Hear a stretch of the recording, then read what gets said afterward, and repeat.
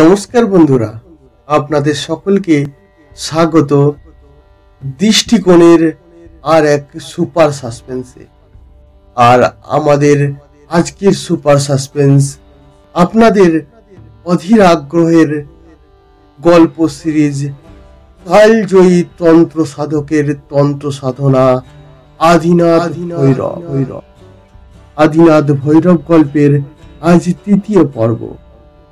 আজকের পর্বে আপনারা শুনবেন আমাদের আদিনাথ ভৈরবের তৃতীয় খণ্ড মাতৃবন্ধন।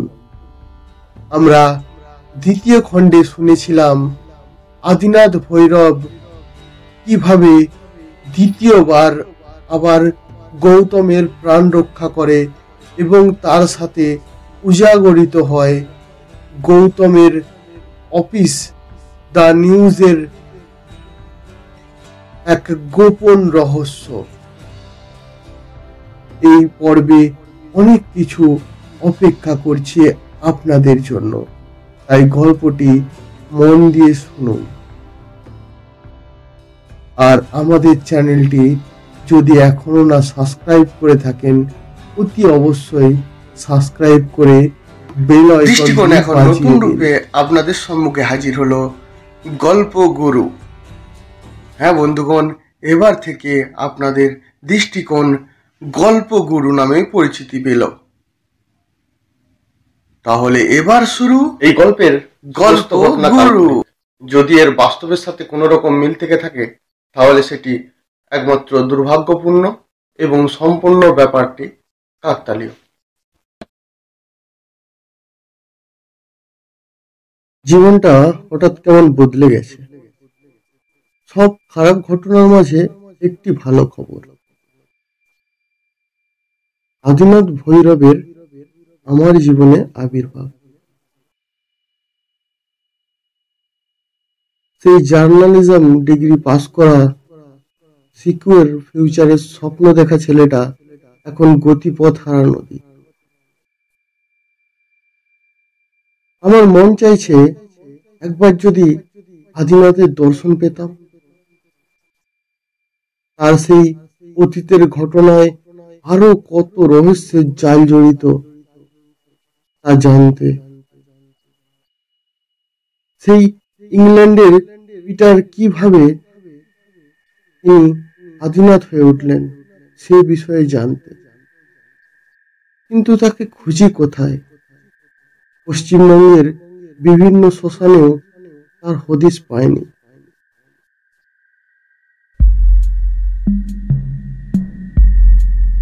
মা বাবা অনেকবার বলেছেন আজ আমি ব্যাগ গুছিয়ে নিচ্ছি, দেশের বাড়িতে কিছুদিন কাটাবো। এখন আমি প্যারানর্মাল ব্যাপারটা যতটা কিছু আয়ত্ত করেছি বিগত কিছুদিনের ঘটনার জেরেই এই অভিজ্ঞতা। আর আজ ভালো মতো বুঝতে পারি আমরা যতই চেষ্টা করি না কেন শুধু ভবিষ্যতে কি অপেক্ষা করছে তা অনুমান করাও অসম্ভব। আগে কি হবে বা আমি কি করব কিছুই ঠিক করে। তবে ইচ্ছে আছে আদিনাথের জীবন নিয়ে একটা বই লিখব।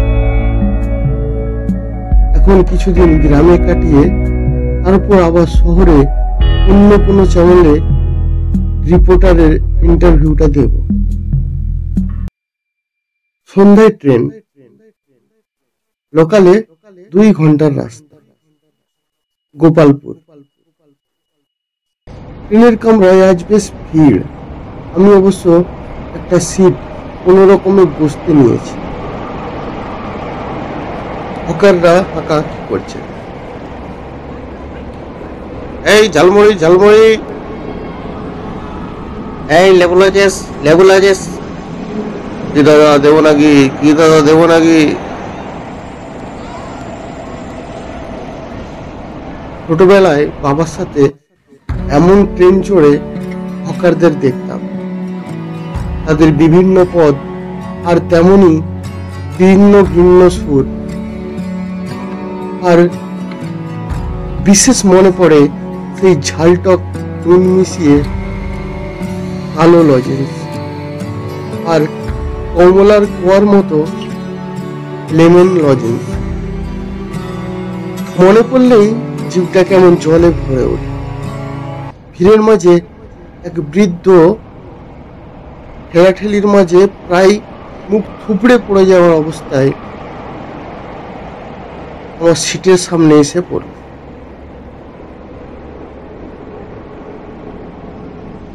দেখলাম সেই সাধকের গায়ে গেরুয়া বস্ত্র। আমার একটু মায়ার সাথে সাথে চক্ষু লজ্জাও হলো। আমি আমার সিটটা ওনাকে দিলাম। এই তো বামনগাছি, আর ঘন্টাখানেক যেমন তেমন ম্যানেজ হয়ে যাবে। কিছুক্ষণ পর পাশের একটা সিট খালি হতেই আমি তাতে বসে পড়লাম। সেই বৃদ্ধ সাধক আমার দিকে চেয়ে হাসলেন। আমিও এক মৃদু হাসি দিলাম প্রতি উত্তরে। এবার প্রথম বললেন, কত দূর যাবে বাছা? আমি উত্তরে বললাম, আগে গোপালপুর যাব। ও, তা বেশ। এরপর সেই বৃদ্ধ আমার মুখের দিকে তাকিয়ে প্রায় 1 মিনিট, তারপর বললেন, দেখো বাবা, আমি তেমন সিদ্ধি লাভ করতে পারিনি এখনো, তবু তোমার এই দীপ্ত উজ্জ্বল চোখ দুটো আমায় স্পষ্ট বলছে আগামী কিছুদিনের মধ্যে তোমার জীবনে একটা বিশাল পরিবর্তন আসবে, আর সঙ্গে প্রতি পদে বিপদ।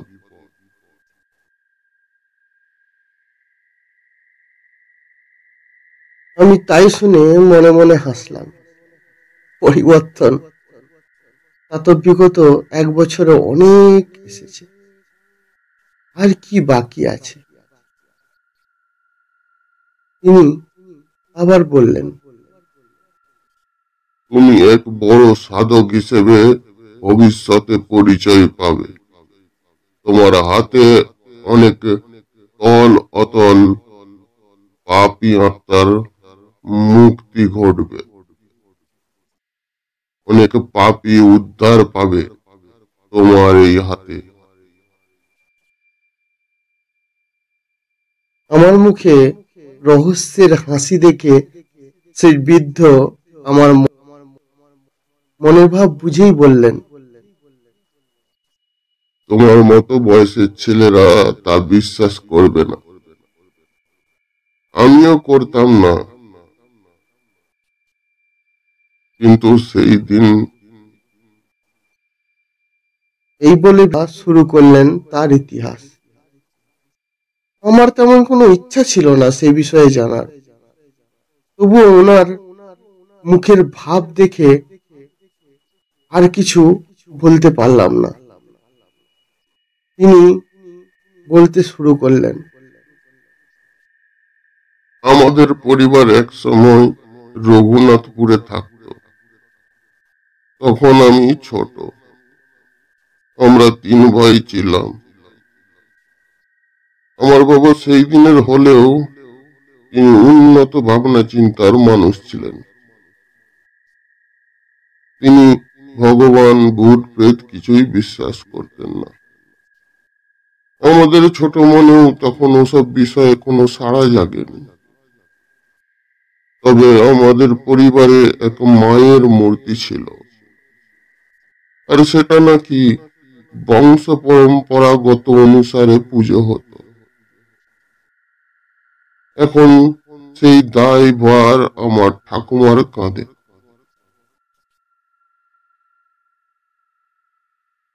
পুজো যেমন তেমন, আমরা প্রত্যহ প্রসাদের আশায় ঠাকুর ঘরের সামনে ভিড় করতাম। তারপর ঠাকুমা বয়সের তাড়নায় একদিনে মারা যান। তিনি তার শেষ সময়ে আমার বাবার হাত ধরে বলে যান, বিদু দেখিস, এই মায়ের পুজো যেন বন্ধ না হয়। ইনি আমাদের আজীবন রক্ষা করে এসেছেন, এনার পুজো কোনোদিনও বন্ধ করবি না। তারপর আমাদের মা সেই কাজ করলেন।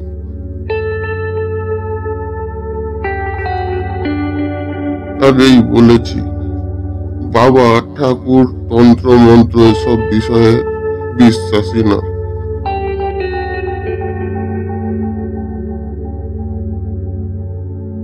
একে বাবার অফিসে তারা, তারপর 3টি ছেলে 1টি মেয়ে, সবাইকে সামলাতে মায়ের সময় হতো না। বিধিগতভাবে সেই মায়ের মূর্তি পুজো করা ফলে প্রায় অনিয়মই হতো। তারপর একদিন গ্রামে বন্যা হলো। আমাদের কংসাবতী নদী তার ভয়ানক রূপে আমাদের গ্রামে ঝাঁপিয়ে পড়ল। গ্রামে আরো অনেকের সাথে সাথে আমাদের মাটির দালান বাড়িও লুটিয়ে পড়ল।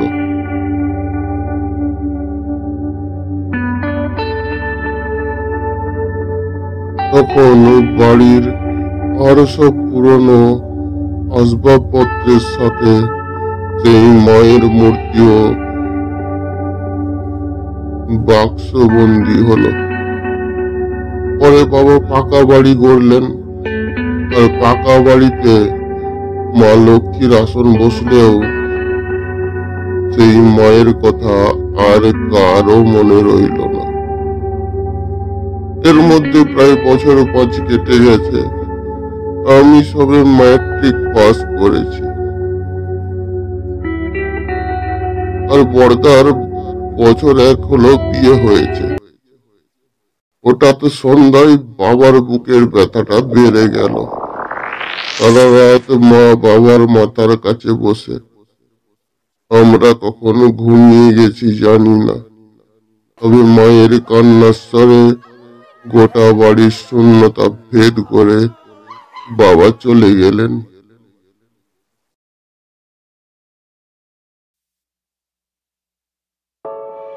বাবার অফিস থেকে সহানুভূতির সাথে আমায় বাবার চাকরিটাই বদলি দিলেন। বড়দা চাষাবাদ করতেন আর ছোট ভাই স্কুলে। আমারও বিয়ে হলো কিছুদিন পর। তারপর হঠাৎ একদিন মাও আমাদের ছেড়ে চলে গেলেন।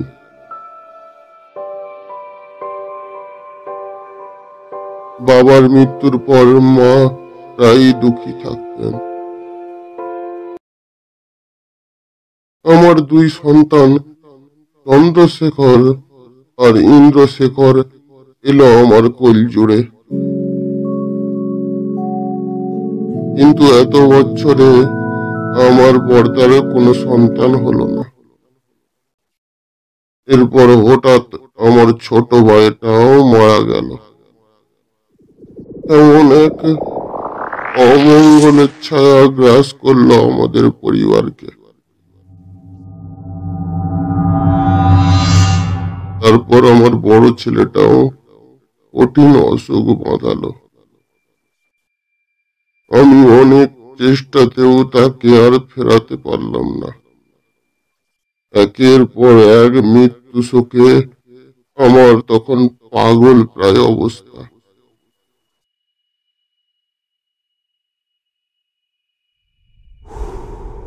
এমনই শোকে শোকে কাটছিল দিনগুলো। কিন্তু এরপর আরো এক বড় বিপদ ঘনিয়ে এলো। এরপর আমার ছোট ছেলেটাও সেই একই অসুখে পড়ল। ডাক্তার, বদ্যি, হাকিম সব ফেল। আমার চোখের সামনে তখন বড় ছেলের মৃত্যু দৃশ্য ভেসে উঠল। তাকে হাজার চেষ্টাতেও ফেরাতে পারিনি এই জীবন জগতে। কিন্তু আমাদের ছোট ছেলের সঙ্গে এটা আর হতে দেব না। আমি নিশ্চিত করলাম আমাদের বংশের শেষ প্রদীপ তখন আমার ছোট ছেলেই। ওর মৃত্যুর সাথে সাথেই আমাদের বংশটা পুরো নির্বংশ হয়ে যেত। তখন সেই আধুনিক চিন্তাধারার মানুষ আমি। হঠাৎ এত দুঃখের মাঝে পুরনো স্মৃতির সাথে সাথে আমার ঠাকুমার কথা মনে পড়ল। আমি সেই মায়ের মূর্তিটা উদ্ধার করলাম আমাদের পুরনো জং ধরা এক লোহার ট্যাঙ্ক থেকে, এবং মায়ের আসন বসালাম আমার অসুস্থ ছেলের রুমে। মায়ের পুজোর মন্ত্রবিধি আমার জানা ছিল না, তবুও টানা 2 দিন অন্য জল ত্যাগ করে পড়ে রইলাম মায়ের চরণে, এবং আমার সাধ্য মতো মায়ের সেবা করলাম। আমার ছেলের মুখে প্রায় 10 দিন পর আবার বাবা ডাক শুনলাম। মনটা ভরে গেল। তখনই আমি খুশিতে জয় মা করে মায়ের জয়কার করতে রাখলাম। একে এক করে আমাদের পরিবারটা আবার খুশিতে ভরে উঠল। তারপর থেকে আর কোনো অমঙ্গল ঘটল না। মায়ের শক্তি না আমার ভরসা জিতলো জানি না, তবে সেদিনের পর থেকে আমি আর আমাদের পরিবারে জীবনেও কোনো দুর্দিনের মুখোমুখি হতে দেখিনি।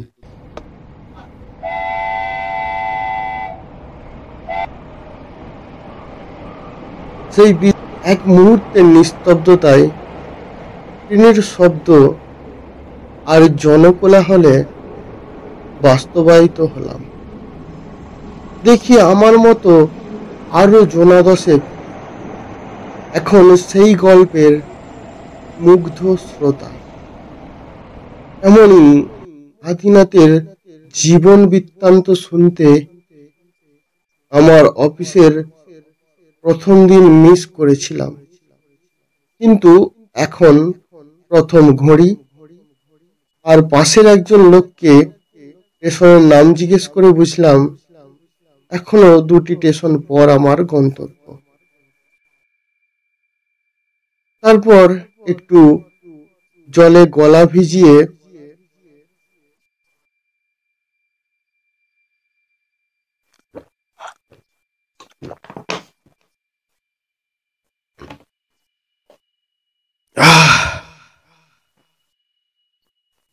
সেই বৃদ্ধ আবার শুরু করলেন।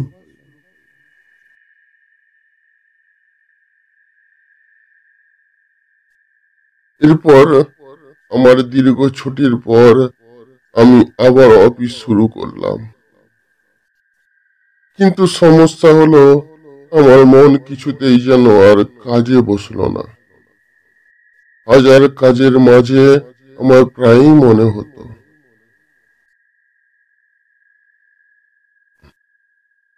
এই বোধহয় মাকে ভোগ দেয়া হয়নি। আবার কখনো মনে হতো মায়ের সেবা ঠিক মতো হচ্ছে না।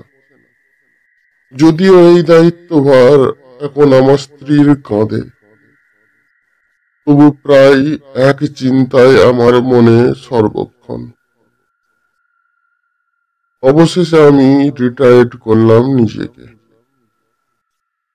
আর অফিসের বড়বাবুদের সঙ্গে কথা বলে এই চাকরি বদলি করলাম আমার ছোট ছেলেকে। এবার আমি পূর্ণরূপে মায়ের সেবায় নিয়োজিত হলাম। এই যেন এক পরম প্রাপ্তি। আমি কোনো মন্ত্র জানি না, তন্ত্র জানি না, কিছুই জানি না আমি। তবু মায়ের পায়ের কাছে পড়ে থাকতে আমাকে যেন কি ভালো লাগে।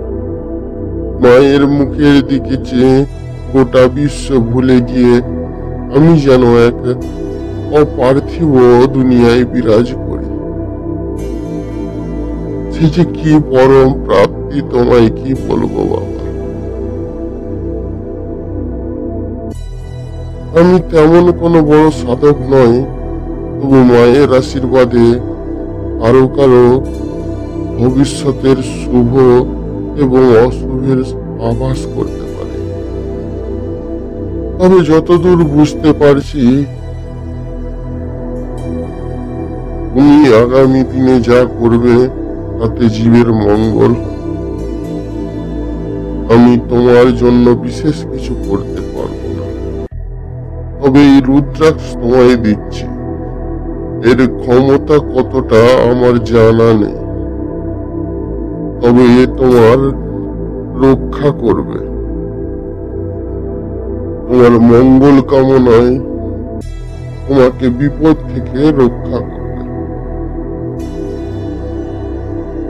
আমি জানি তুমি হয়তো এটা গলায় কিংবা হাতে পড়বে না, তবু এটা সাথে রেখো।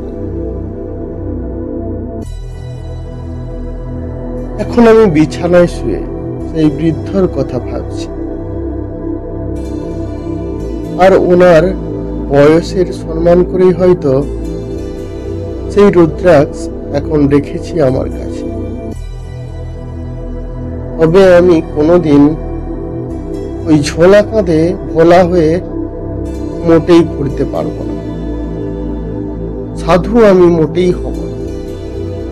আদিনাথের কৃপায় দুবার প্রাণদান পেলেও এই তন্ত্রমন্ত্রে আমি বিশ্বাসী না।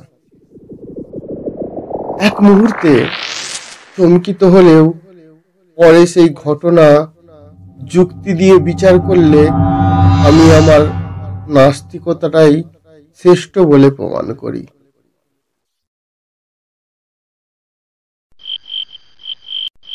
গ্রামে শহরের তুলনায় সন্ধ্যা অনেক তাড়াতাড়ি ঘনিয়ে আসে, সঙ্গে কর্মহীন রাতে খাবার পর ঘুমোতে যাওয়া পর্যন্ত এক দীর্ঘ সময়।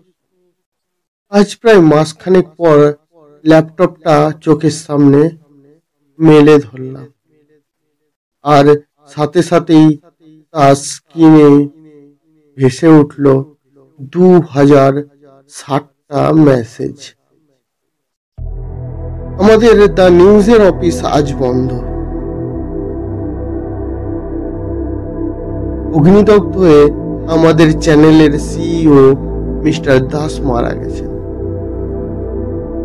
সাথে সাথে পুড়ে গেছে গোটা অফিস। কিন্তু আমাদের চ্যানেলের সেই প্যারানরমাল প্রোগ্রামের পুরো ডিটেল সহ আর অথরিটি রান আমার এই ল্যাপটপ থেকেই হতো। তাই এই মেসেজগুলো আমার ল্যাপটপে এখন উপস্থিত।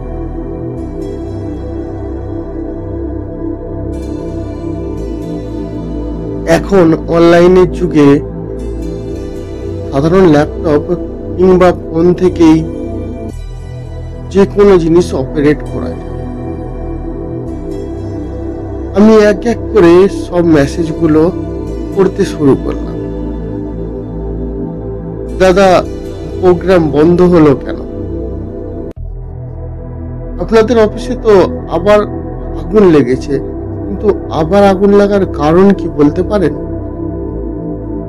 আপনি আবার এই প্রোগ্রাম শুরু করুন না, বেশ মজা হচ্ছিল।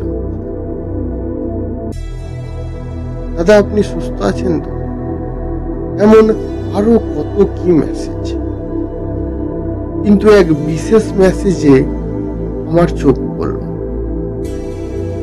আসলে মেসেজ না, কেউ একজন একটা ভিডিও শেয়ার করেছে আমাদের সাথে।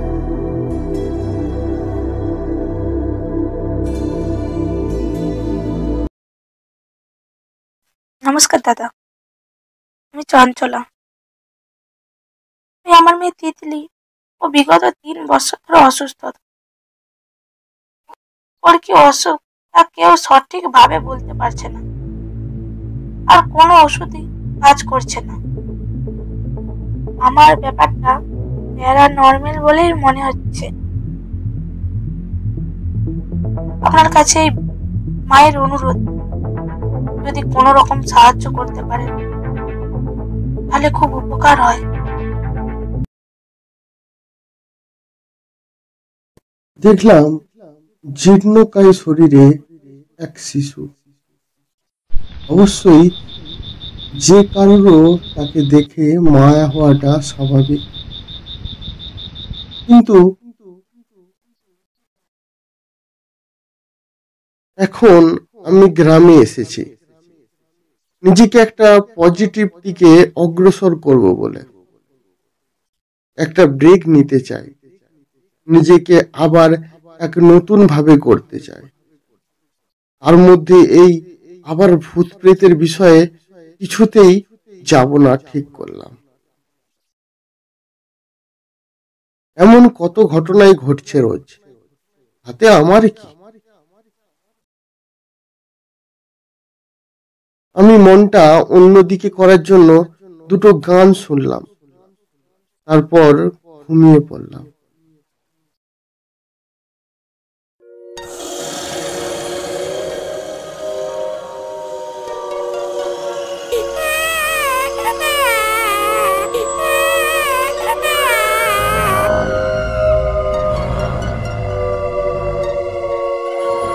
আমার চোখের সামনে দিয়ে এখন এই ছোট্ট শিশুকে টানতে টানতে নিয়ে যাচ্ছে এক প্রেত মূর্তি, আর তার মা আমার পায়ের কাছে হাত জোড়া করে কাঁদছে। আর আমি কিছু করতে পারছি না, কিছু করার ক্ষমতা নেই আমার।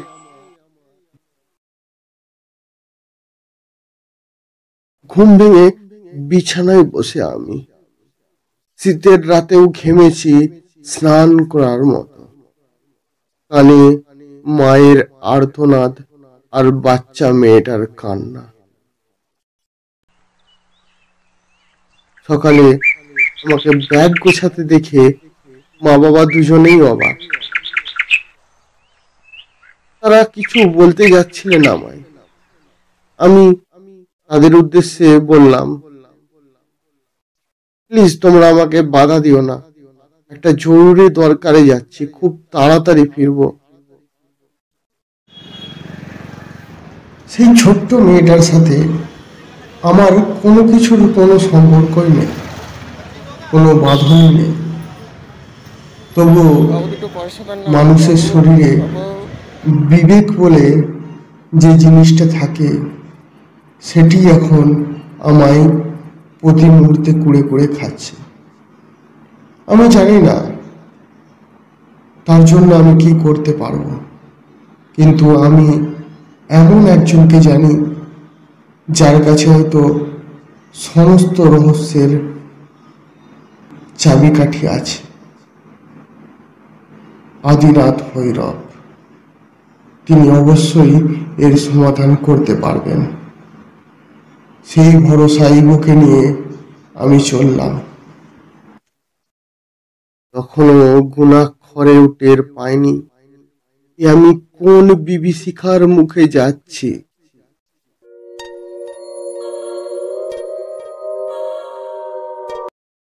আমি কলকাতায় ফিরে প্রথমেই ছুটলাম কালীঘাটের সেই মহা শ্মশানে। আদিনাথের অনেক খোঁজ করার পরেও কোনো খবর দিতে পারলাম না। মন্দির সংলগ্ন একটা চায়ের দোকানদার বলল, বাবু, ওদের আপনি এক জায়গায় পাবেন না। তান্ত্রিকরা তাদের সাধনা করতে যাতায়াত করে বিভিন্ন শক্তিপীঠে, আর গোটা ভারতে এমন 51টি শক্তিপীঠ আছে। আর কোথায় কোথায় খুঁজবেন সেই সাধককে? আপনার কিসের জন্য দরকার? অন্য কোনো তান্ত্রিক হলে চলবে? আমি না বলে চলে এলাম, কারণ এই কদিন আগেই এমন এক সাধককে আমার সামনেই মরতে দেখেছি। কিছু বিশ্বাস করি আর নাই করি, তবে এটা বেশ বুঝেছি, যেটা আদিনাথের দ্বারা সম্ভব তা অন্য কারো পক্ষে সম্ভব না। কিন্তু আর দেখা নেই।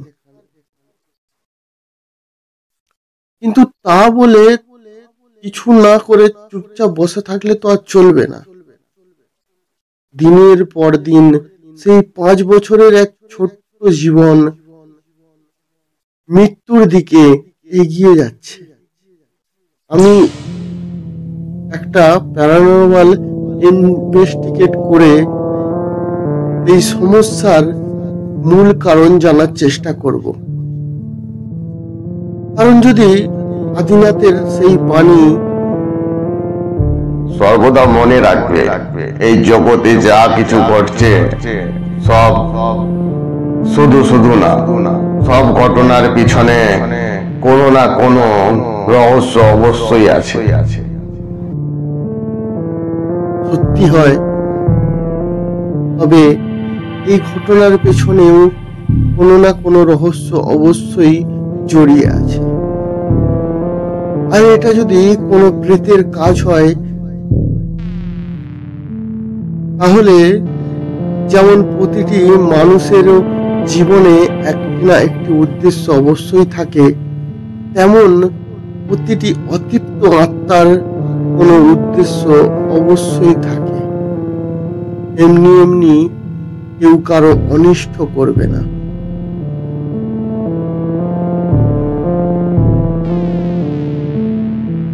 এটোমিটার আর ডিজিটাল ক্যামেরা তো আগেই ছিল আমার কাছে। এবার একটা মোশন সেন্সর কিনলাম, যা দিয়ে কোনো চলাচলের মাধ্যমেই আমি সূক্ষ্ম থেকে সূক্ষ্ম মুভমেন্ট গুলোও ধরতে পারবো। এবার চললাম রঞ্জিত সিং এর বাড়ি। যিনি মেসেজ করেছেন ওনার স্বামী রঞ্জিত সিং, দক্ষিণ কলিকাতা। বিশাল বাড়ি, সামনের ফাটকের পর প্রায় বিঘা খানিক জমি জুড়ে এক বাগান। বলার আর বাকি থাকে না, বেশ রাজকীয় ব্যাপার।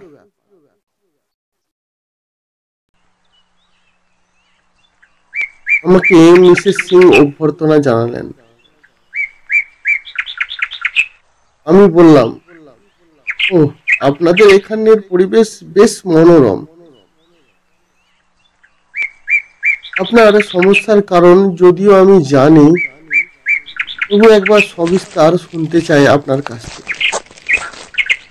বাড়ির সংলগ্ন বাগানে এক গার্ডেন টেবিল, সেখানে আমাকে বসতে বলে উনি বসলেন অপর প্রান্তের এক টেবিলে। ওনাকে দেখতে বেশ সুশ্রী, তবে মেয়ের এমন অভাবনীয় সমস্যায় ভাবনা চিন্তার কারণেই হয়তো মুখে দীর্ঘ লড়াইয়ের ছাপ স্পষ্ট। চোখগুলো ঈষৎ বসে গেছে কোনো গভীর এক চিন্তায়। এক ঝি এসে 2 কাপ চা রেখে গেল টেবিলে। এবার উনি শুরু করলেন।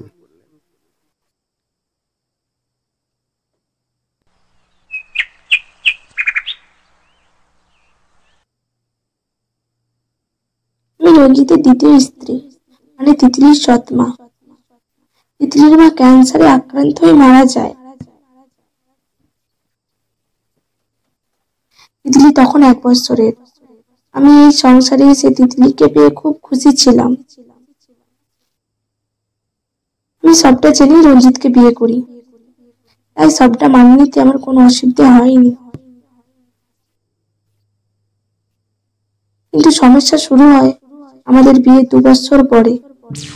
প্রথমে কুকুর, বিড়াল, পরে এই বাড়ির সবচেয়ে পুরনো চাকর স্বদেশ মারা যায়। এরপরে শুরু হয় তিতলির ওপর অশারীরিক অত্যাচার। দিদি শিশুটার কি দোষ বলুন তো? আমি কিছুটা সন্দেহ করলেও রঞ্জিত এসব বিশ্বাস করে না। তাই এদেশে বিদেশে বড় বড় ডাক্তার দেখিয়েও কোনো সুফল পাওয়া যায়নি। আমার রিকোয়েস্টে অনেক তান্ত্রিক ওঝা সেই দানবীর কোনো ক্ষতি করতে পারেনি।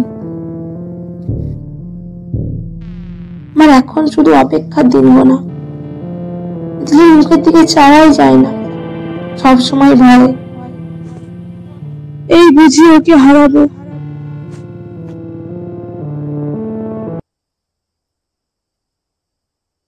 এই বলে চঞ্চলা কান্নায় ভেঙে পড়ল।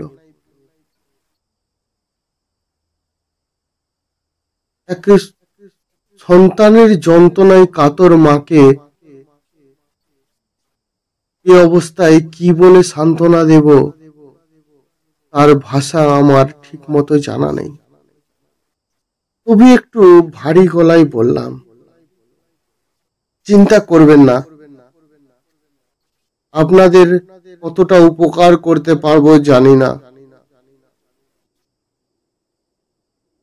তবে এই সমস্যার একটা সঠিক দৃষ্টান্তমূলক বিশ্লেষণ করতে পারবো আশা করছি।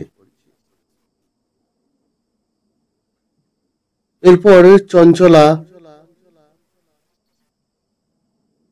সবিস্তার তাদের বাড়ি ঘুরিয়ে দেখাতে শুরু করলো।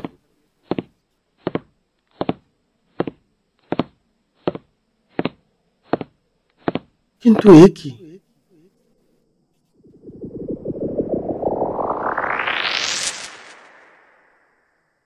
বাড়ির মধ্যে ঢুকতেই আমি কেন, যে কেউ বুঝতে পারবে এখানে এক বিশেষ শক্তি বিরাজ করছে।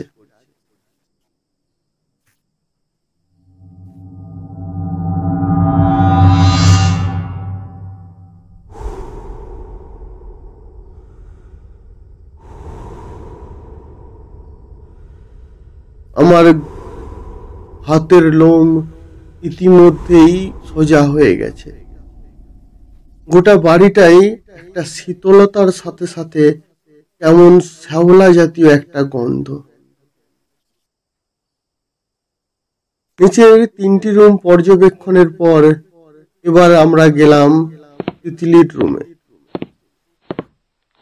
সত্যি যে কেউ দেখলেই মায়া হবে মেয়েটার মুখের দিকে তাকিয়ে। এমন একটা মিষ্টি মুখ, কিন্তু তার মধ্যে এই বয়সে এই চোখের তলায় ঘন কালি, অতি রুগ্ন তার কায়া। এখন ঘুমোচ্ছে, বাঁ হাত দিয়ে বুকের কাছে ধরা একটা পুতুল। আমি ইতিমধ্যেই বেশ কটা ফটো তুলে নিয়েছি। এবার কেটোমিটারটা দিয়ে একবার চেষ্টা করলাম।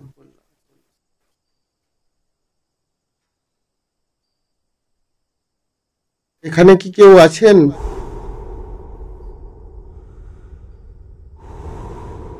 যদি কেউ থেকে থাকেন তাহলে আমাকে এই মিটারের একটা আলো জ্বালিয়ে উত্তর দিন।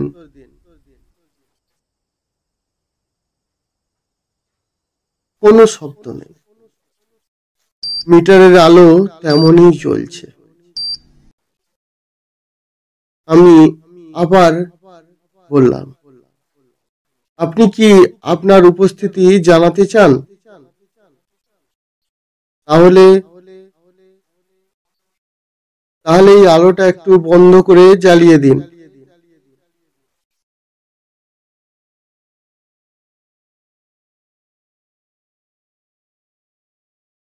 আবার সেই নিস্তব্ধতা। আমি আবার বললাম, আচ্ছা আপনি যদি চান আমি এখান থেকে চলে যাই, তাহলে একবার এই মিটারের আলো জ্বালিয়ে দিন।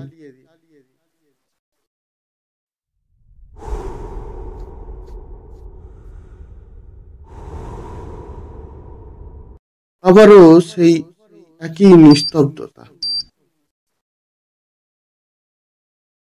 আমি এবার মিটারটা সবে ব্যাগে ঢোকাতে যাব,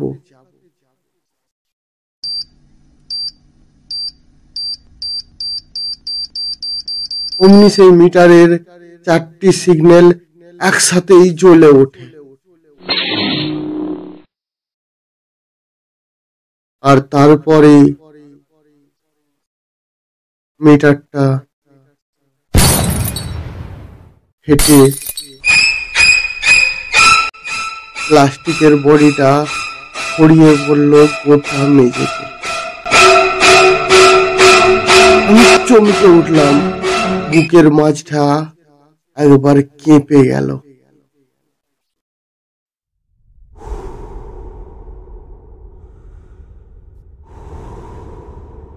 এই এক অভাবনীয় শক্তির পরিচয় পেলাম আমি। প্রায় সন্ধ্যা হয়ে এসেছে। আমি বললাম, আজ আসছি, কাল আবার আসবো। এই বলে চঞ্চলা ম্যাডামের কাছ থেকে বিদায় নিয়ে চলে এলাম সেদিনের মতো। সব ফটোগুলো প্রিন্ট করে নিয়েছি, ভালো করে দেখছি সেই ছবিগুলোই, কিন্তু সেই ছবিগুলোই এমন কোনো বিশেষত্ব নেই, শুধু একটা নীলচে আভা ছাড়া। এখন আমার নিজের মনের কাছে নিজেরই প্রশ্ন, আজকের এই ঘটনার পর আমি কতটা তৈরি?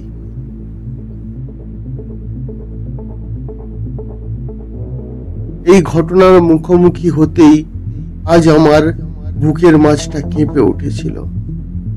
কি জানি এই ঘটনার মাঝে এমন কত বিপদের মুখে আমাকে রুখে দাঁড়াতে হবে। তবে যাই হোক, সেই ফুলের মতো মেয়েটার মুখে আমি হাসি ফোটাবই।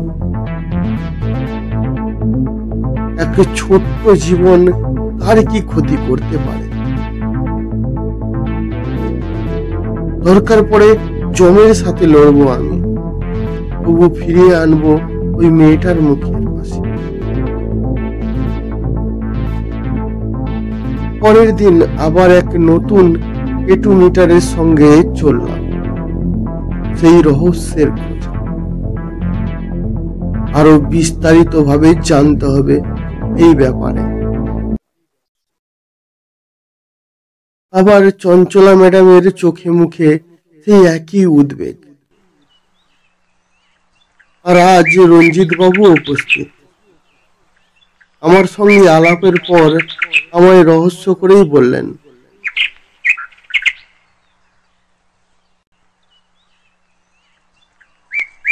ও তুমি তাহলে তাহলে তোমার ঝোলা কোথায়? আমি উত্তর দিলাম, দেখুন, আমি এই প্যারানর্মাল ইনভেস্টিগেট করার আগে একজন রিপোর্টার। তবে আমি এই কেসে যতটা বুঝছি সেটা হলো, একটা শিশু এখন দিনের দিন মৃত্যুর দিকে অগ্রসর হচ্ছে। তা মেডিকেলি হোক বা প্যারানর্মালি হোক, এবং আমার একটা মানুষ হিসেবে কর্তব্য সেই পথ থেকে তাকে ফিরিয়ে আনা।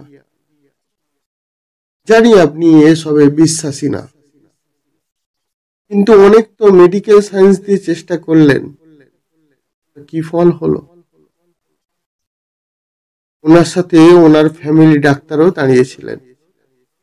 দেখি তিনিও একটু অসুবিধায় পড়লেন। রুটিন চেক আপ করতে এসেছিলেন তিনি।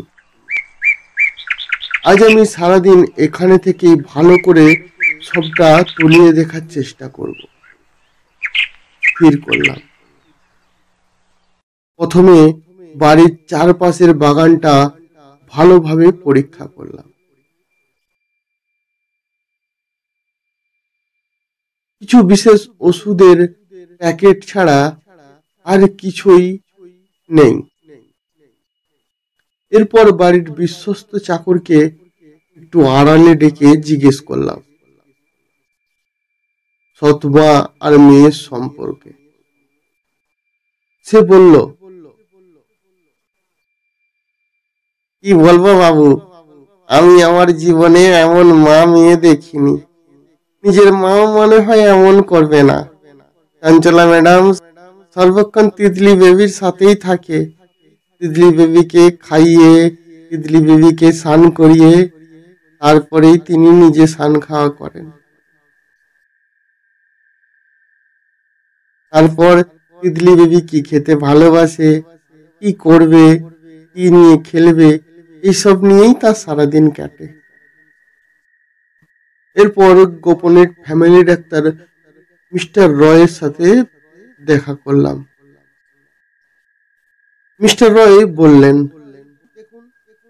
তিতলির শারীরিক অবস্থা প্রায় 1 বছর ধরে একই অবস্থা, কোনো উন্নতি ঘটেনি। আমি রুটিন চেক আপ করতে আসি এই মাত্র।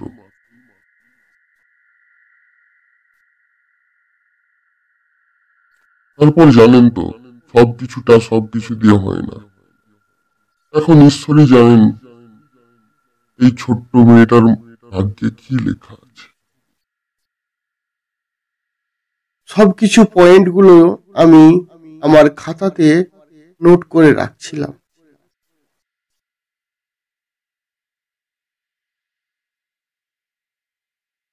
এরপর আমার নজর এসে দাঁড়ালো এক বিশেষ বিষয়।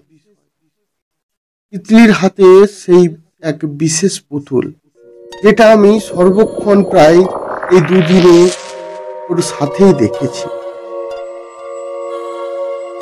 আর সেটা যে সে সারা দিন রাতে একবারের জন্য কাজ ছাড়া করেনি, আমি বেশ বুঝতে পারছি। আমার বিষয়টা একটু সন্দেহজনক লাগলো। বাচ্চাদের পুতুল খেলাবাটি ভালো লাগে, সেটা এক পর্যায়ে, আর সারাদিন সেই পুতুলকে আঁকড়ে পড়ে থাকা আর এক ব্যাপার। আমি চঞ্চলা ম্যাডামকে এই বিষয়ে জিজ্ঞেস করাতে উনি বললেন, একেবারে ছাড়িয়ে দেবার চেষ্টায় ওর শরীর খারাপটা আরো বেড়ে যায়।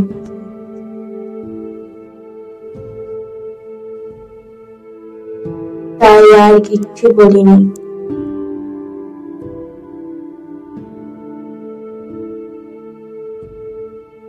আমি ঠিক করলাম আজ রাতটা এখানেই কাটিয়ে যাব। শুনেছি রাতে দুরাত্মারা বেশি সক্রিয় হয়ে ওঠে।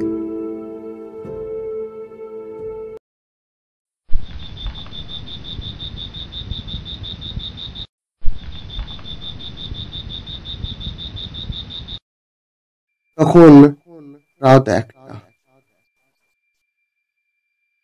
মোশন সেন্সারের টিকটিক শব্দে এলো আমার কানে। আমি সজাগ হয়েই বিছানায় গাটা এলিয়ে শুয়েছিলাম। কখন কি জানি হালকা ঘুমের ঘোরও লেগে গিয়েছিল। এরপর মোশন সেন্সারের টিকটিক শব্দে আমার চমক ভেঙে যায়।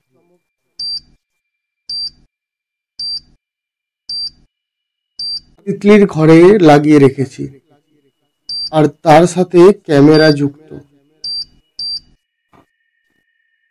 যদি কোনো রকম সাধারণ মুভমেন্টও ঘটে, তাহলে ক্যামেরা অটোমেটিক ফটো তুলে নেবে। তিতলির রুমে আর কেউ নেই। আর বাঁ পাশের রুমে চঞ্চলা আর রঞ্জিত। আমার জন্য ডান দিকের রুমটা বরাদ্দ হয়েছে।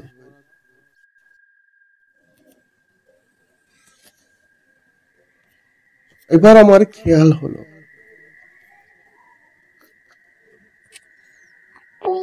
কোনো বাচ্চা মেয়ে যেন কবিতা পড়ছে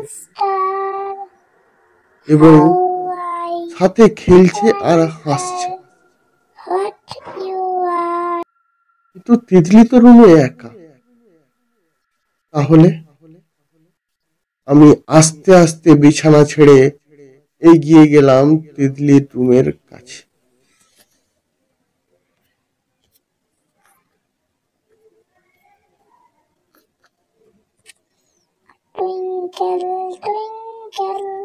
আমি ভুল শুনিনি, সেই শব্দ আসছে তিতলির রুমের ভেতর থেকে। এই রুমের দরজা খোলাই আছে। আমার হাতের আলতো চাপে হালকা ক্যাচ শব্দ করে দরজার পাল্লা একটু আলগা হল। দেখি তিতলি এখন বিছানায় বসে, তার সামনে সেই পুতুলটা, তারই সাথে খেলছে তিতলি। কিন্তু আশ্চর্যের সবচেয়ে বড় বিষয়, হালকা আলো আঁধারিতে দেখলাম সেই পুতুলের চোখও মাঝে মাঝে টকটক করে উঠছে।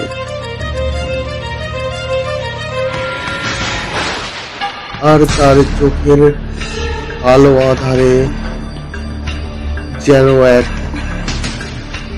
পৈশাচিক হাসির ঝিলিক।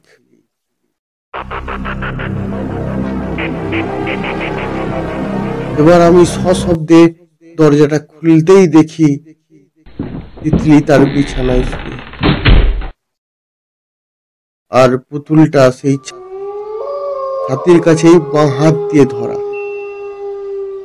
তবে কি আমি ভুল দেখলাম?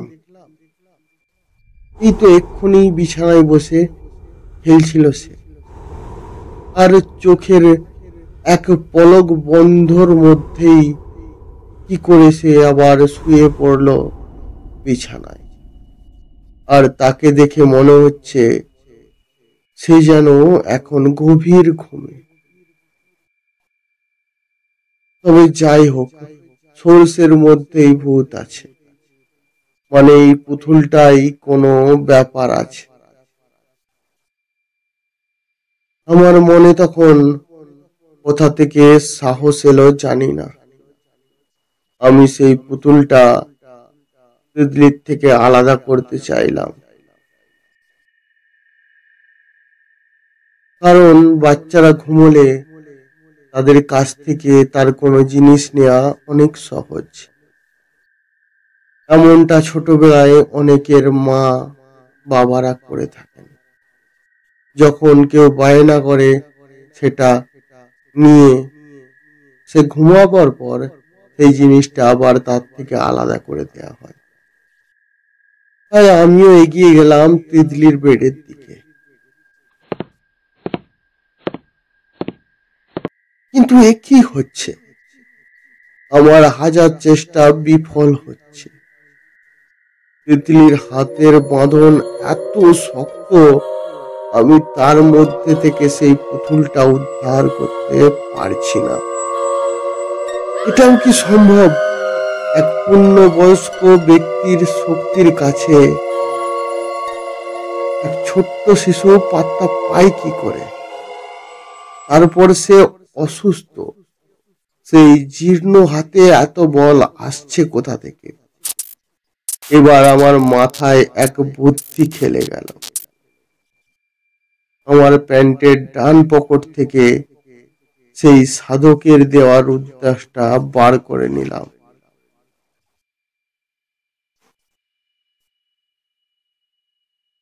আর সেই হাতটা এগিয়ে দিলাম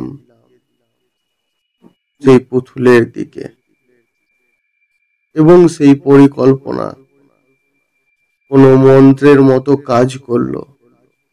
তিতলির শক্ত হাতের বাঁধন এখন আলগা হয়ে আসছে, কিন্তু সেই পুতুলে আমার হাত পড়তেই এক পৈশাচিক চিৎকারে ভরে উঠল গোটা ঘর। অমনি আমার হাত থেকে মেঝেতে পড়ে গেল সেই রুদ্রাক্ষ।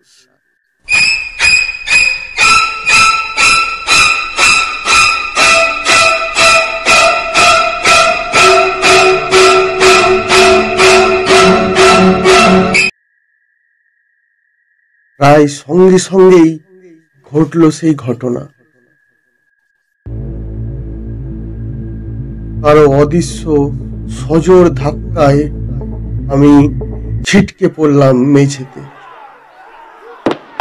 আমি একটু টাল সামলে কোনো রকমে উঠতে গেলাম, অমনি আর এক সজোর ধাক্কায় আমি চলে এলাম রুমের বাইরে।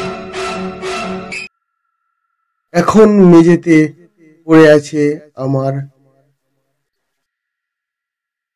অবশ দেহ। আর অমনি সঙ্গে সঙ্গে কেউ ভেতর থেকে রুমটা বন্ধ করে দিল। এখন সেই দুয়ারে পড়ে আমি, সারা শরীরে ব্যথা।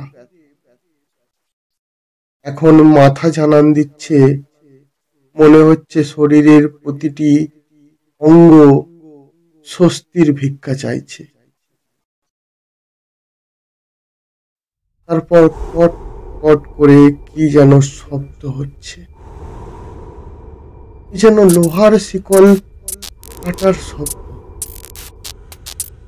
আস্তে আস্তে আমি সিলিং এর দিকে চাইলাম।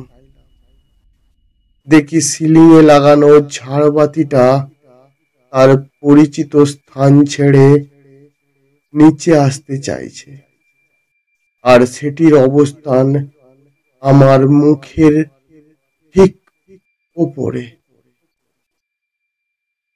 তার সুচালো ডিজাইনের কাঁচের ফলা আমার রক্ত খেতে চাইছে। তাকে ছাতের সঙ্গে ধরে রাখা লোহার চেন আর তার বোঝা বইতে চাইছে না। ক্রমশ তাতে টান আরো বেড়ে গেল। কে জানে আর কতক্ষণ তারা তাদের বাঁধন ধরে রাখতে পারবে। আমার নড়াচড়ার ক্ষমতা নেই, তাই চোখ বুজে নিলাম। এবার একটা শব্দে আমার বুক কেঁপে গেল, কিন্তু এটা দরজা খোলার শব্দ। রঞ্জিত সিং আর চঞ্চলা এসে দাঁড়িয়েছে আমার কাছে। অমনি সেই ঝাড়বাতিটার টানটাও বন্ধ হয়ে গেল। আমাকে সাবধানে ধরাধরি করে বিছানায় শুয়ে দিল রঞ্জিত সিং, এবং প্রাথমিক ট্রিটমেন্টটাও হলো। তখনই সকালে উঠে দেখি শরীরের ব্যথাটা বেশ কম। সম্ভবত পেনকিলার কাজ করেছে। অবশ্য যেটা ভয় ছিল, হাত পা ভাঙেনি। আমি সকালে এক কাপ চা খেয়ে বিদায় নিলাম এবং সাথে বলে এলাম কিছু একটা ব্যবস্থা করে সন্ধ্যায় ফিরব। কিন্তু কি ব্যবস্থা করব? আমি যেখানে নিজেই অসহায়, তখন অন্য কারো কি সাহায্য করব? কিন্তু যার এখন সবচেয়ে বিশেষ দরকার, আদিনাথ ভৈরব, সে কোথায়? কোথায় খুঁজবো তাকে? এবার ঘটল আরো এক দুর্যোগ। আমি যাব ধর্মতলা, কিন্তু বাস কিছু দূর যেতেই আমার পাশে বসা যাত্রী আমার উদ্দেশ্যে বলে উঠল, কি দাদা, নামবেন না?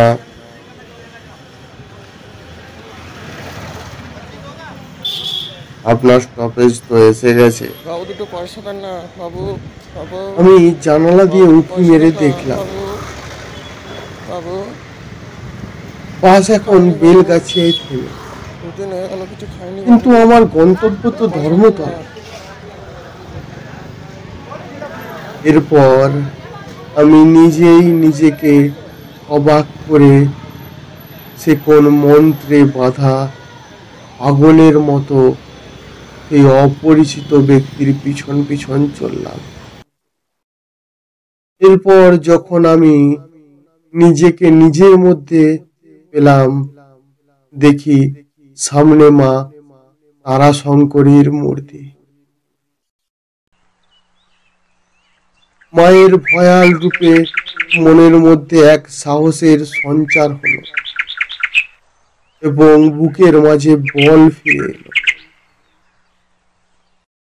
মাকে আমি জোরহাত করে শ্রদ্ধাপূর্বক প্রণাম করলাম। যাকে অনুসরণ করে আমি এই পথে এলাম তার কোনো হদিস নেই।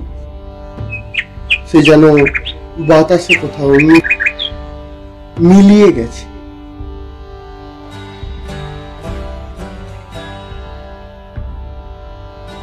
আর তারপর কানে এলো এক অভয় সুর, আদিনাথ ভৈরব।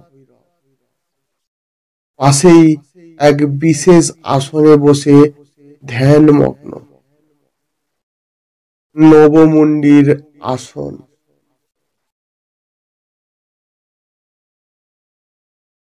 পঞ্চমুণ্ডির আসনে যেমন 5 রকম মানুষ সহ পশুর মাথা লাগে, তেমনি নবমুণ্ডির আসনেও 9 রকম মাথা লাগে। এটা জানালো সেইখানে উপস্থিত এক ভক্ত।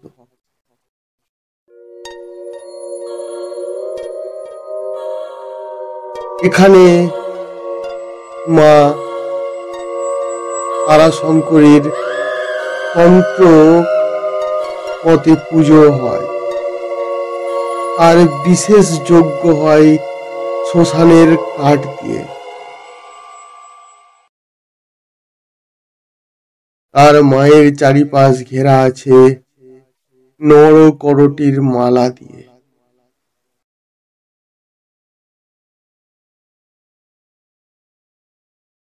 তারপর আদিনাথ ভৈরব চোখ খুলে চিরপরিচিত মৌন হাসি মুখে বললেন,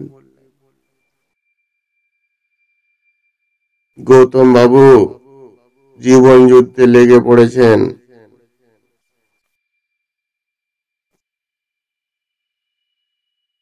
আমি বললাম, আপনি তো সবই জানেন, এখন তাড়াতাড়ি চলুন আমার সাথে।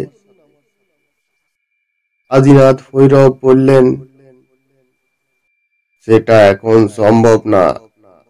তুমি তো জানো আমি মায়ের আদেশ ছাড়া কিছু করি না। আমি এবার রাগের স্বরে বললাম, আপনার মা যদি না চাইতো তাহলে আপনার সাথে আমার দেখা হতো না, আর সেখানে এক নিষ্পাপ প্রাণ মৃত্যুর সঙ্গে লড়ছে, আর আপনি বলছেন মায়ের আদেশ ছাড়া কিছু করবেন না। এ আপনার কেমন বিচার?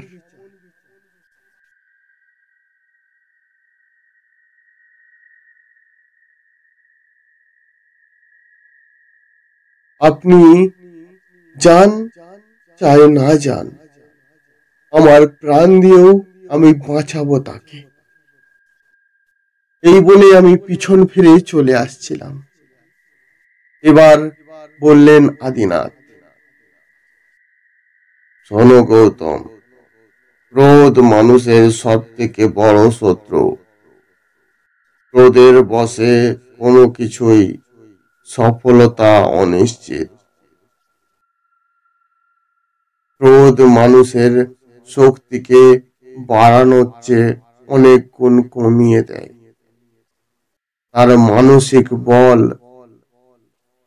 এবং মানসিক ভারসাম্য দুটোই হারিয়ে বসে ক্রোধের ফাঁদে পড়ে।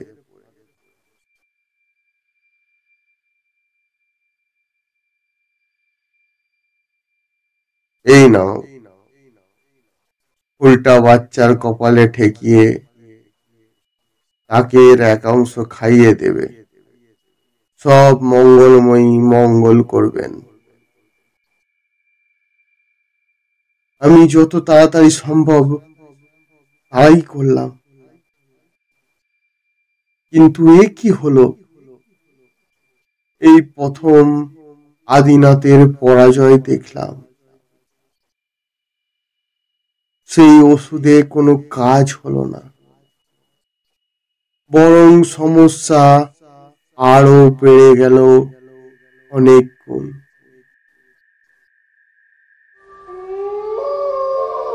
এই প্রথম আদিনাথকে হারতে দেখলাম। এখন তিতলির রক্ত বমি শুরু হলো। আমি কি করব ভাবছি, তখনই সেইখানে চমৎকারী ভাবে আদিনাথের উদয় হলো। আমি মনে একটা ভরসা পেলাম, কিন্তু তার হেরে যাওয়ার কথাটা তাকে জানালাম না। কিন্তু তিনি এসেই আমাকে বললেন, বাজার থেকে একই রকম দেখতে একটা পুতুল কিনে আনো। ওই খুকির হাতে যে রকম পুতুল আছে একদম অবিকল, তার প্রতিচ্ছবি নিয়ে আস। গৌতম, আমাদের হাতে সময় অনেক কম।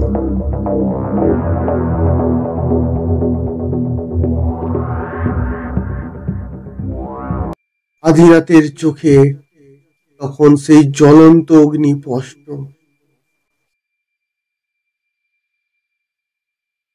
আমি বুঝে গেলাম আর সেই দানবীর বেশি সময় বাকি নেই। আর অন্তিম কাল নিশ্চিত তার সম্মুখে এসে হাজির হয়েছে। তার কাল রূপে এসে হাজির এখন আদিনাথ ভৈরব। এরপর আদিনাথ ভৈরব সেখানে এক যজ্ঞস্থল বানিয়ে তুলল। আমি চললাম পুতুল কিনতে। এখন রাত 10টা। এদিকে অ্যাম্বুলেন্স এসেছে, তিতলিকে হাসপাতালে নিয়ে যাবে। আমি তড়িঘড়ি করে একটা একই রকম দেখতে পুতুল কিনে আনলাম। আমি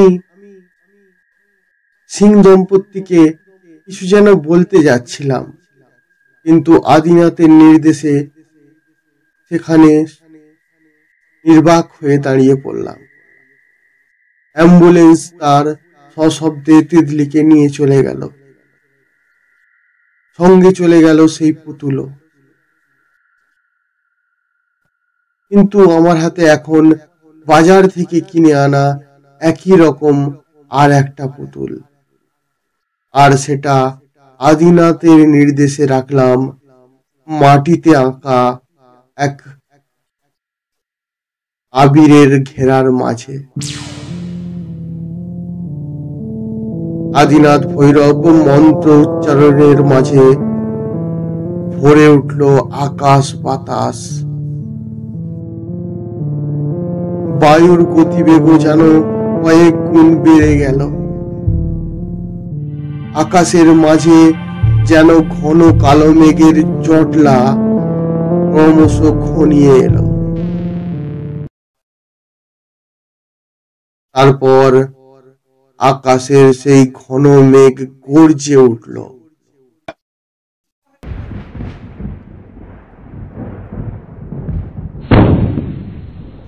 আর সাথে সাথেই সেখানে উপস্থিত সেই পুতুল বলে উঠল,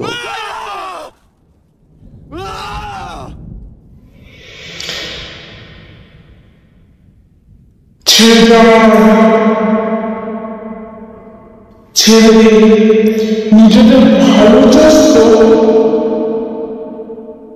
ছেড়ে দে, ছেড়ে দে,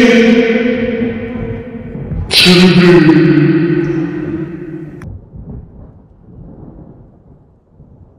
এবার আদিনাথ ভারী গলায় বললেন, এ তুই কেন এই পরিবারের ক্ষতি চাস?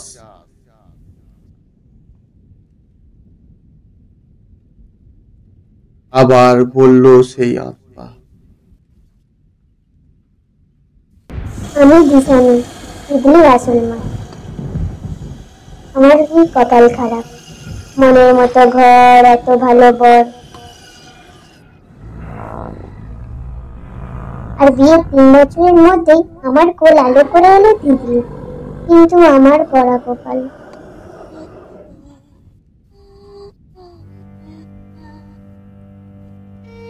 এত সুখ সইল না, আমার ক্যান্সার ধরা পড়লো।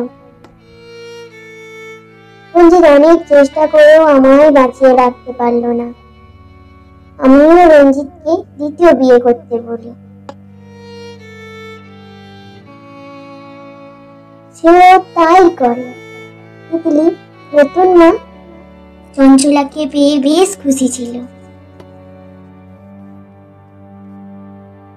এইসব দেখে আমি মনেও শান্তি পেলাম। কিন্তু কদিন পর থেকেই চঞ্চলার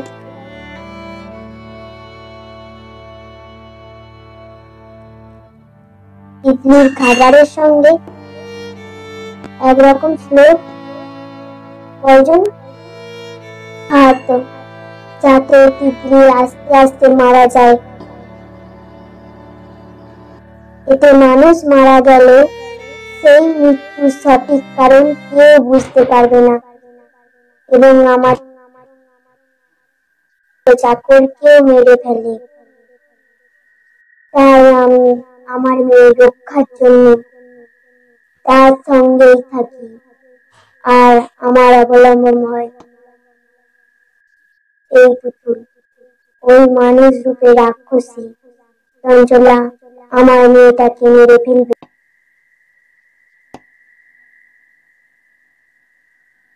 আপনারা ওকে বাঁচান।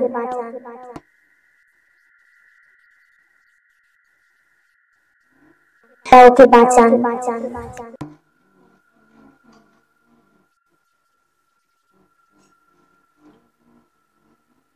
তার কথা এখন বিশ্বাসযোগ্য।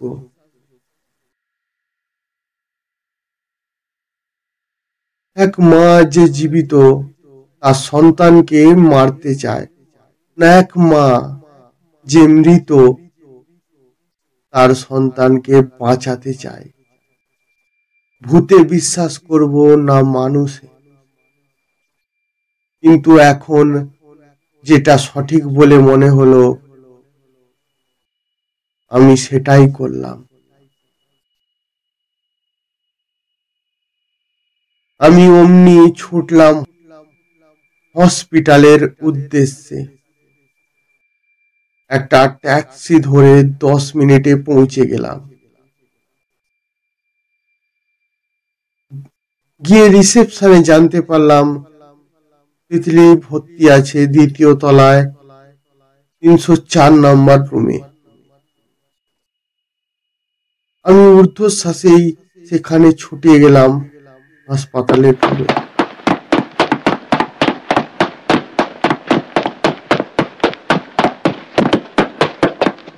কিন্তু সেখানে এখন না কোনো নার্স আছে, না কোনো ডাক্তার, না কোনো ওয়ার্ড বয়। এখন তিতলির অক্সিজেনের মাস্ক মুখ থেকে সরিয়ে শয়তানি হাসি হাসছে মিস চঞ্চলা তার জয়ের। কারণ তাকে এখন বাধা দেওয়ার মতো কেউ নেই।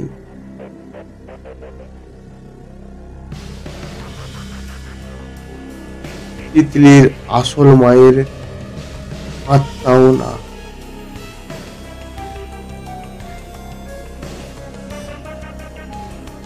এরপর আমাকে দেখে সে চমকে উঠল। আমি বললাম,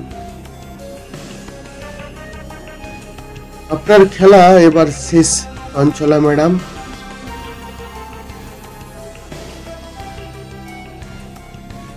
কিন্তু আমার মনে একটাই প্রশ্ন, এমনটা আপনি কেন করলেন?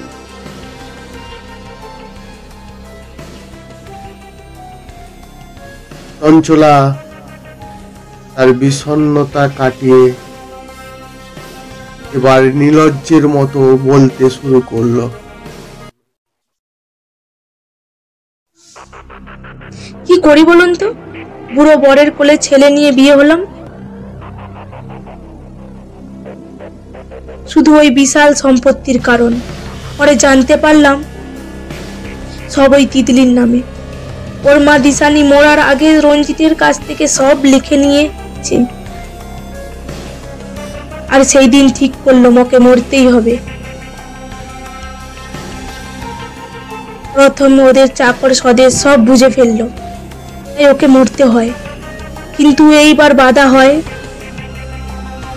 তিতলির আসল মা দিশানি।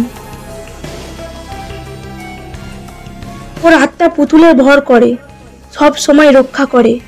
আমি অনেক তন্ত্র মন্ত্র দিয়েও সেই পুতুল ওর থেকে আলাদা করতে পারিনি। এর মধ্যে কখন রঞ্জিত সিং এসে সেখানে দাঁড়িয়েছে আদিনাথ ভৈরবের সাথে।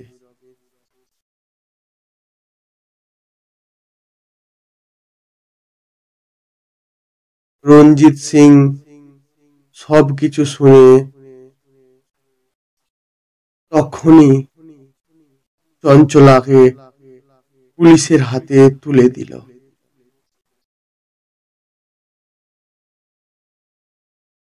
সব মিটে গেলেও এখনো তিতলির জীবনের ওপর থেকে মরণ ছায়া সরে যায়নি। ডাক্তারবাবু ইতিমধ্যেই জানিয়েছেন, দীর্ঘদিন ধরে এমন ভুল ট্রিটমেন্ট আর 16 পয়জনিং এর জন্য তিতলির অবস্থা এখন ক্রিটিক্যাল।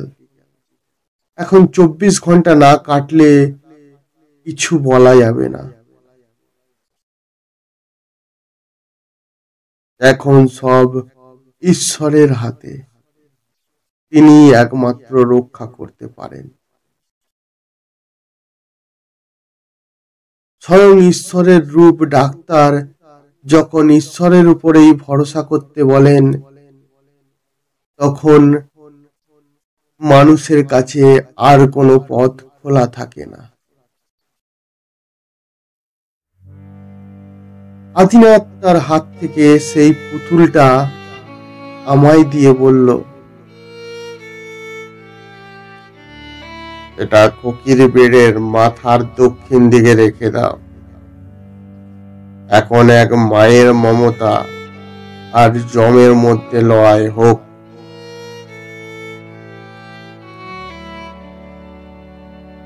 আজ আবার গোটা বিশ্ব দেখবে,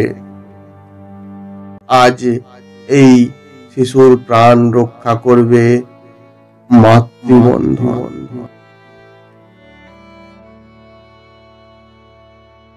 জয় মা, মা তারা, জয় মা।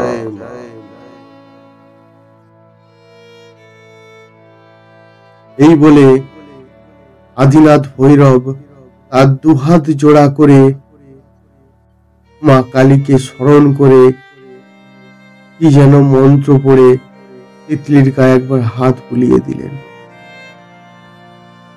আর আমি আমার হাতের সেই পুতুলটা রেখে দিলাম তিতলির মাথার দক্ষিণ। শুনেছি দক্ষিণ কোণ নাকি জমের কোণ, তাই আজ লড়বে এক মায়ের মমতা আর এক জম।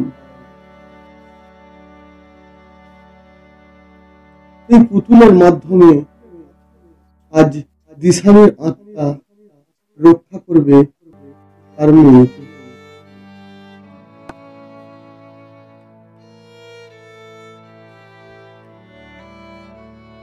আমরা হাসপাতালের বেঞ্চে বসে রাত কাটালাম। সকাল হলো, আর অমনি চমৎকারী ভাবে তিতলি সময়ের আগেই সেরে উঠল। এবার কিন্তু আদিনাথ ভৈরব ফাঁকি দিয়ে পালাবার আগেই তাকে কোল পাজা করে ধরে অনেক রিকোয়েস্টের পরে সে শুনিয়েছিল তার অতীতের এক অতি ভয়াবহ ইতিহাস। সে আর একদিন বলবো।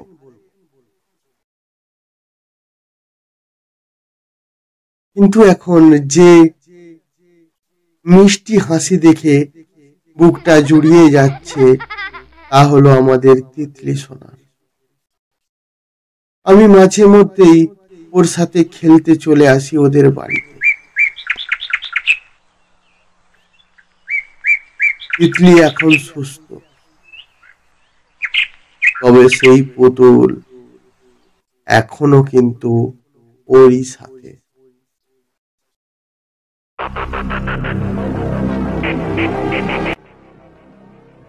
তাহলে বন্ধুরা, আমাদের আদিনাথ ভৈরব গল্পের তৃতীয় পর্ব মাতৃবন্ধন আপনাদের কেমন লাগলো? আশা করি এই গল্পের খুব সুন্দর দৃষ্টান্তে আপনারা বশীভূত হয়েছেন। আমাদের আদিনাথ ভৈরব গল্পে এমনই আরো ভিন্ন স্বাদ ও অপরিকল্পিত চমক আপনাদের জন্য অপেক্ষা করছে। আমাদের চ্যানেলটি নির্দ্বিধায় সাবস্ক্রাইব করুন, আর আমাদের গল্প শুনুন এবং সেটি শেয়ার করে দিন আপনার আপনজনের সাথে। আপনাদের ভালোবাসা আমাদের একান্ত প্রয়োজনীয়। আপনাদের কাছে হাজির হব আবার আগের রবিবার ঠিক দুপুর 2:30। ততদিন ভালো থাকুন, সুস্থ থাকুন। ধন্যবাদ।